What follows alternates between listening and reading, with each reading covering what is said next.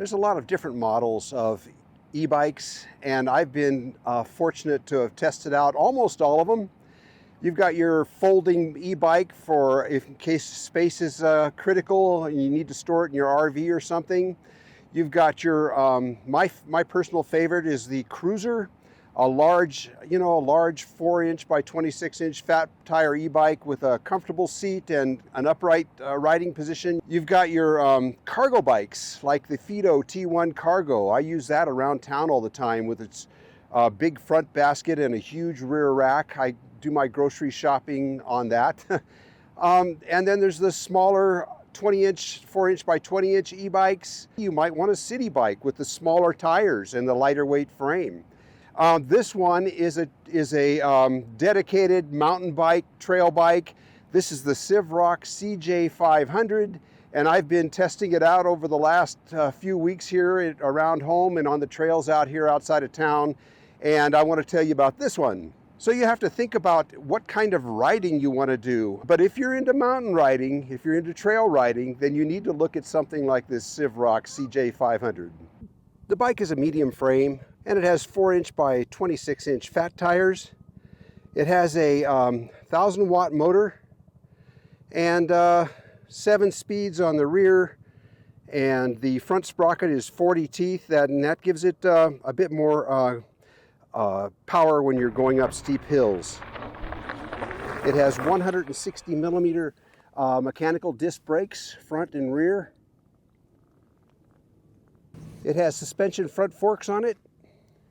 You can lock them out on the left side over here, so you can make it so that there's no travel in the front forks at all, and you can adjust the spring tension over here on this side. Comes with a headlight, no tail light, just a rear reflector just underneath the seat there. It's got a Shimano Tourney shifting system, and like I say, it's got 7 speeds here. This puts you down into lower gears, and this puts you back up into higher gears. It has a twist throttle on it. It's not a half throttle, it's a whole throttle. And down here is a horn. Got an LCD display over here, and it's easily readable even in the bright sun. It has cruise control. All you got to do is be using the throttle. Hold the throttle in one position for a few seconds, and when you let go, it'll keep on at that speed. It also has walk assist by pushing the minus button down here. So if you have to get off to go up a steep hill, you push this button and hold it, and the bike will propel itself up the hill at about a walking pace. Comes with a bottle rack down there. The pedals are metal, they're large, and they're non-slip. The bike is made to be lightweight. It's 58 pounds, and that's 20 to 30 pounds lighter than other e-bikes of this size, especially the cruisers. The battery is inside the frame here. There is no separate case for the battery. They saved weight there on purpose. And it's 1,000 watt hours, 15 amp hours, 48 volts. You charge it through this plug up on top here. Everything is inside the frame, including the controller where it's safe. The bike is torque sensing rather than cadence sensing, and the harder you pedal, the more power it puts in. There is no jump when you or lurch when you start to pedal. And the harder you pedal, the more power you get, which is really handy on trails. The handlebars are low and straight. It makes it more maneuverable on twisty trails. Also, with the handlebars being low like this, it makes it easier to lean back and pull up on the handlebars for jumping logs, jumping rocks, ruts. The seat being narrow, it's not just for being lightweight. It makes it easier to slide back on the seat, put your weight back over the rear tire for going downhill and braking. I personally don't find the bike very comfortable, but this is the way it's designed. It's designed like this for a purpose. I like to sit more upright, have the handlebars higher, but that would be detrimental to how this bike operates actually for trail riding. I prefer a big, fat, cushy seat, but they're harder to slide back on and get control over the bike when you're on tight trails, going down hills and needing to move your weight back. This is designed like this on purpose. The bike is more capable than I am. I'm afraid that I can't ride it to its limits, but I do get out here on the trails all the time, so I can appreciate the way this bike is designed.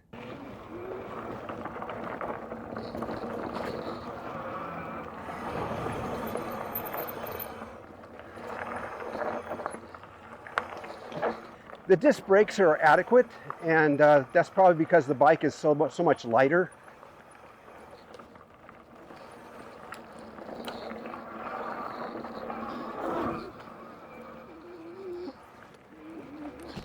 Bike is nimble, I'll tell you that.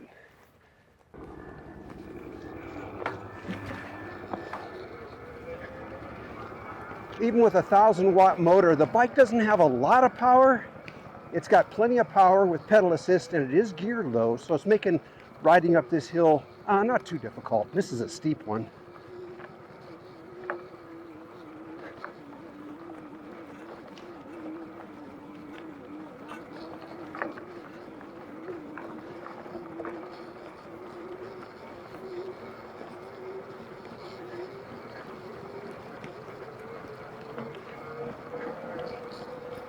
Here comes the second part of this one.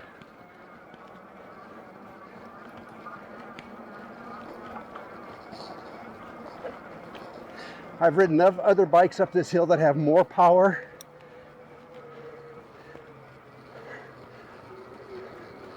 This one gets the job done.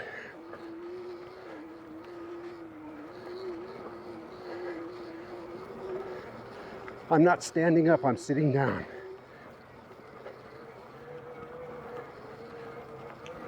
The bike has a decent amount of power. With a 15 amp hour battery, you don't want to go any bigger than that because it's going to make the bike too heavy for trail riding. So if we're getting out on the trails, this bike is working out really well. I do appreciate the fact that it's lighter weight. Now, right now, it's probably good for, I'm guesstimating here with pedal assist, you can probably get 40 miles out of this bike. Probably, I know you can get an easy 20 miles with just throttle alone on it. It has a top speed of about 24 miles an hour, and that's just with throttle only. With pedal assist, I could just barely make 26 miles an hour, but boy, my feet were going fast. Well, if your favorite pastime is getting out on the trails and riding, then this bike is worth looking at. At $13.99, it's a good value. It does have a 1-year warranty, and I just found it to be lightweight and easy to handle out here. It's very enjoyable. It's a fun ride. If you guys enjoyed the review, please give it a thumbs up, and we'll see you around.